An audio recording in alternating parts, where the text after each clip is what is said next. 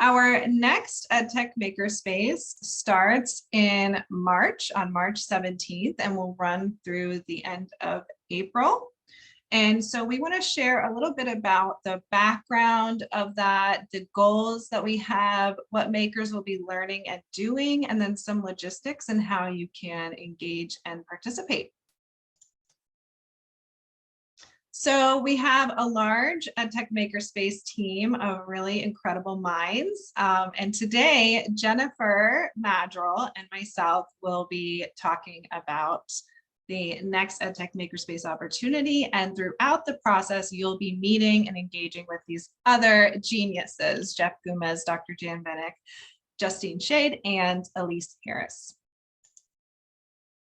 So just a little bit of big picture background. This EdTech Makerspace is part of a research project. And that research project is part of a research network called the Create Adult Skills Network. And the Create Adult Skills Network is a network of 6 research teams that are studying different tech interventions and their impact on adult learning. So a great research network to follow if you're interested in educational technology and adult learning, adult skills, yeah.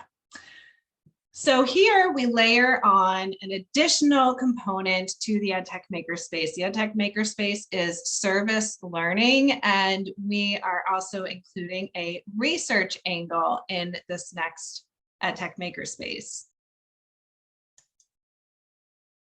What we'll be looking at is the operationalization. Is that a word? I felt really good that I got there. If it's not, you just made it up, and we'll back. The operationalization, we're looking for ways to operationalize the Teaching Skills That Matter framework, which is a framework developed by Octave that looks at 9 central skills that adult learners need, 5 topic areas that learning should be contextualized to, and then 3 highly effective teaching approaches. So yeah, I'll take over from here and just kind of walk you through the early stages of explaining what our Makerspace is about. So first and foremost, it's starting soon. I believe it's a week from Friday. We'll be kicking off, and it will run in March and April. And so what we're really focusing on is kind of a progression of the work that we've been working on for about the last year. So we have our makers over here on the right, just to kind of give you the idea of how we're kind of building this out. So our first makerspace that we hosted was in July of last year. We called it ETMS1, EdTech Makerspace 1. And that one was very much focused on getting a handle on some of the resources that were available, and taking the makers through the process of evaluating them. So through the process of that Makerspace, we developed an evaluation guide. So we went out and looked at all kinds of rubrics and other types of assessment tools to look at the quality of OER. And our makers then participated in a process of evaluating it. And then they also aligned those resources to some frameworks, the TSTM framework that Rachel was just mentioning.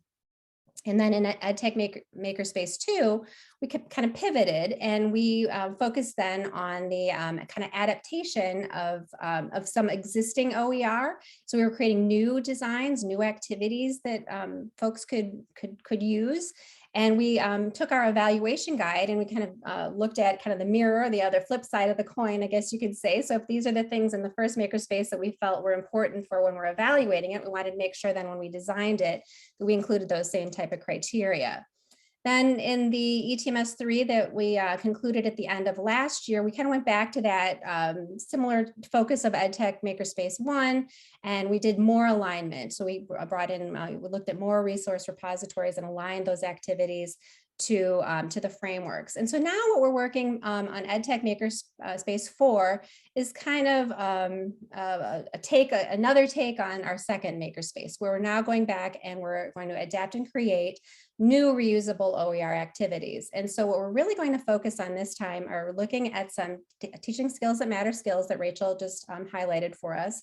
And then we're going to go back and use those curated resources that we've already evaluated. We've already aligned them to the TSTM topics. And then we're really going to spend a lot of time focusing on what kinds of EdTech tools would be good to integrate to be able to support reusability.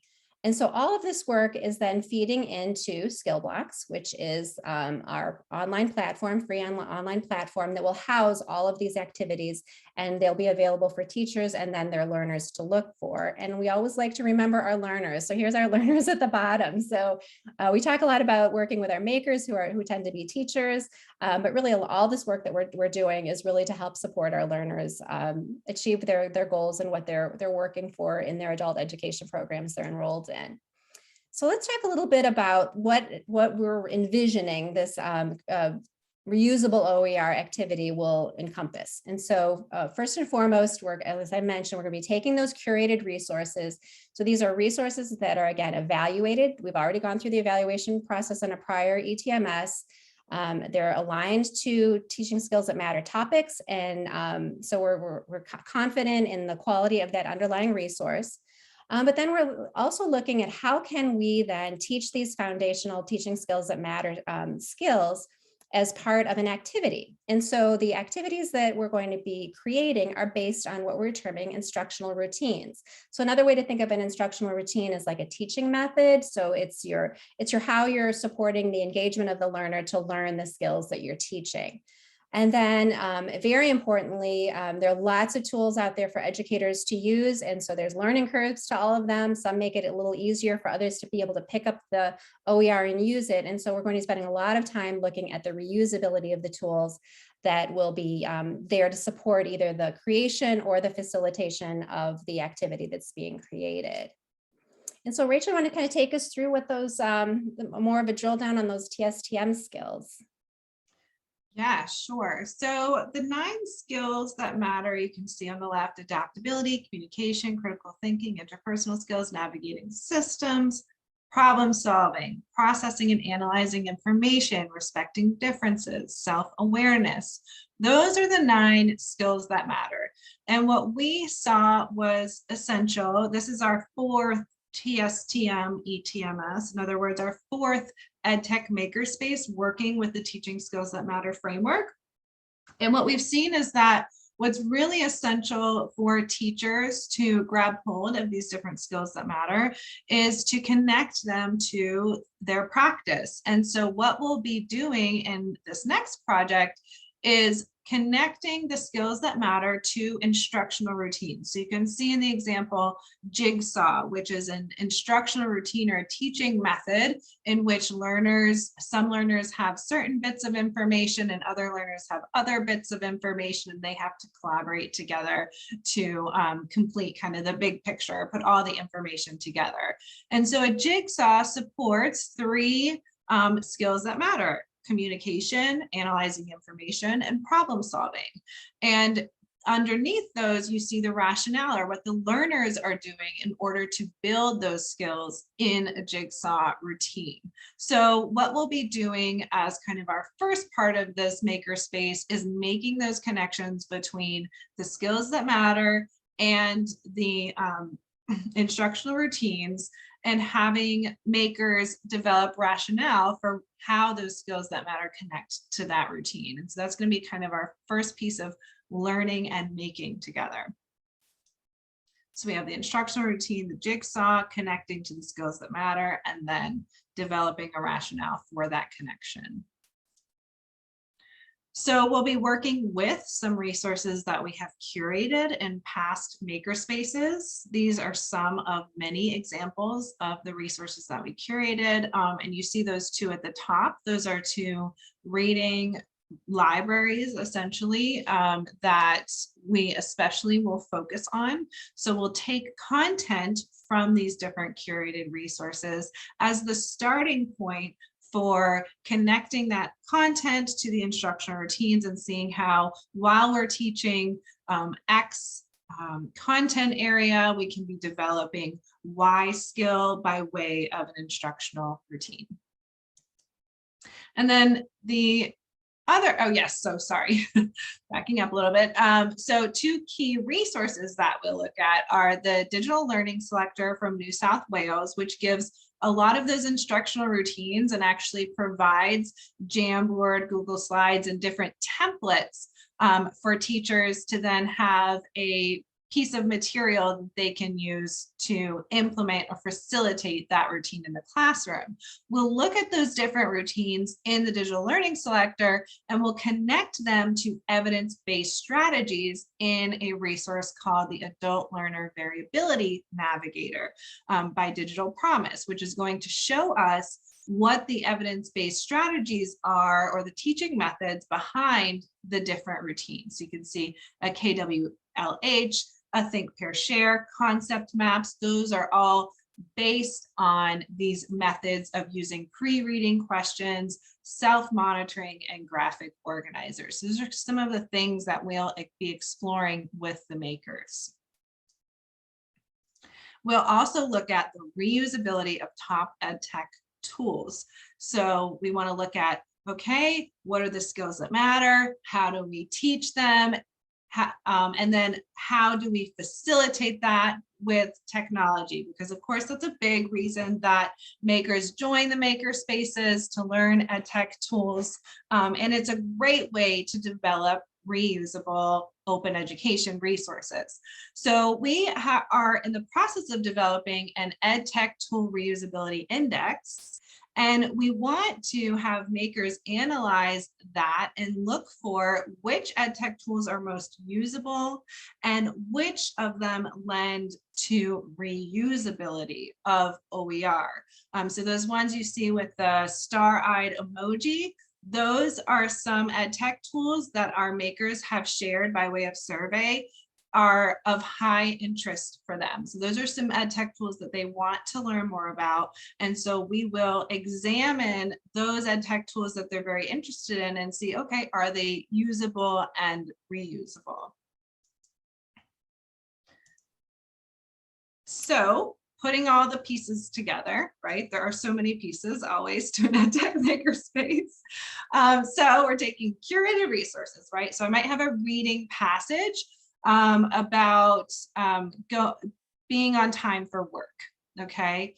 And then I would take an instructional routine, like a think, pair, share, in order to build the skills that matter, okay? So I have my content, I have my routine that's going to promote active learning, which connects to the skills that we're building in class, and I'm going to facilitate it with an EdTech tool. And so a reasonable output of a maker would be to design a Jamboard think, pair, share activity that goes with the reading that they selected and builds the skills that matter.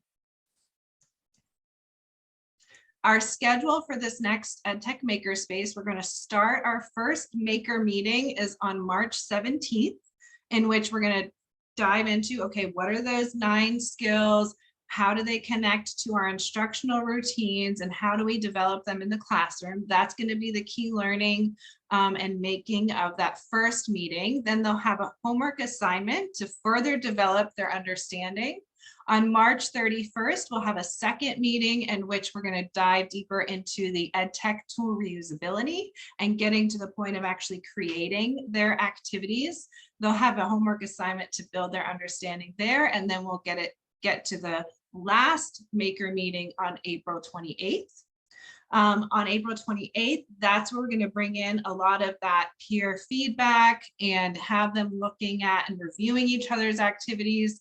We're going to go deeper into the OER components through Creative Commons licensing and reusability and so forth. And then they'll have a chance to refine their final product during and after that final meeting on April 28th. These are all from 1 p.m. to 3 p.m. Eastern. As a way to thank them for their participation and to recognize their contribution, we do give certificates to everyone, but then also badges that reflect the different skills that they have acquired in the makerspace. So an EdTech achievement badge will be administered for those that attend the live sessions, those 3 meetings, and then also contribute to the development of the different instructional routines, connecting those to the skills, and then the EdTech Reusability Index. And then for an EdTech Leader badge, that will be someone who comes out of the makerspace with a reusable activity that checks all of the boxes that we are working on in this makerspace. So an EdTech tool that is reusable, giving sufficient guidance for other teachers to reuse what you've created, applying Creative Commons licenses, and connecting to the skills that matter. All of these different components, an EdTech Leader will have designed an activity that hits on all of those different pieces. So the next step is to sign up if you wish to sign up, or contact us if you want to share with your networks. So you can scan the QR code here to sign up, or you can go to bit.ly/TSTM ETMS4, and that will bring you to the Google form, which is our sign up sheet. Another step you can take now is to create a Google account for Google Classroom. We facilitate all EdTech Makerspaces via Google Classroom, so it's helpful for everyone to join already having a Google account. We also have run into issues with institutional Google accounts, in other words, tied to your school system or workplace. So we also encourage people, if possible, to create a personal account or to use a personal account that we can connect to their Google Classroom participation. And finally, share with your friends. I hope that you will certainly share the opportunity with anyone who might be interested in developing their skills with educational technology, developing their knowledge of open education resources, or even just looking for new and exciting ways to create resources for learners and to bring some of these evidence-based strategies to their classrooms. It's gonna be a really rich learning experience. And we'll come out with some really awesome outputs to share with the field. So definitely share with your friends.